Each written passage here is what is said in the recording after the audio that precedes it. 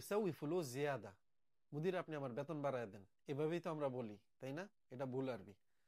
আজকে আপনাদেরকে সুন্দরভাবে আঞ্চলিক আরবি শিখাবো, কিভাবে আপনি সুন্দরভাবে বললে হয়তো আপনার মুদির আপনার মনের কথা শুনবে, আপনার দাবিটা মানবে। এবং আরেকটা জিনিস মাথায় রাখবেন, আপনি যখন বেতন বাড়ানোর কথা বলবেন, তখন যেন আপনার চেহারার ভাব ভঙ্গি বিনয় প্রকাশ করে।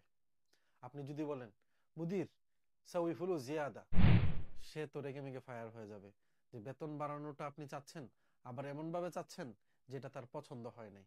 অর্থাৎ বলাটাও সুন্দর হতে হবে, আপনার চাওয়ার ধরনটাও সুন্দর হতে হবে। আমরা সাধারণত বলি মুদির সাউই জিয়াদা ফুলুস, এটা শুনতে ভালোও শোনায় না, এটা সঠিক আরবিও না। সঠিক আঞ্চলিক আরবি হলো মুদির জিদলি রাতেব। জিদ মানে বাড়িয়ে দিন, লি আমার জন্য, রাতেব মানে আমার স্যালারি বা শুধু স্যালারি।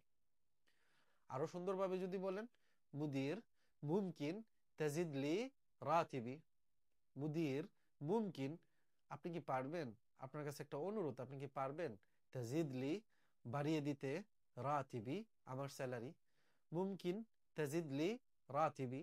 সবসময় কফিল বা মুদিরদের সাথে সুসম্পর্ক রাখতে হয়, সুন্দর কথা বলার পাশাপাশি সুন্দর ব্যবহার দিয়েও তাদের মন জয় করতে হয়। ভিডিওটা আপনাদের মন জয় করতে পেরেছে কিনা জানি না।